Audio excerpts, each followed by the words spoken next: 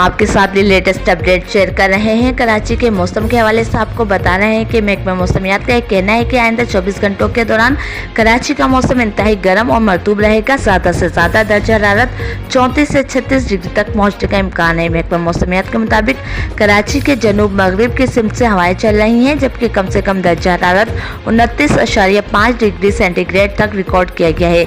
इसके साथ साथ आपको ये भी बताया कि महकमा मौसमियात का कहना है कि बहर अरब में मौजूद नमी से बूंदाबांदी भी हो सकती है, जबकि कराची में तेज बारिश का कोई इम्कान नहीं। मौसम गर्म और मरतूब रहेगा और जून के आखिर में बारिशें मुतवक्का हैं।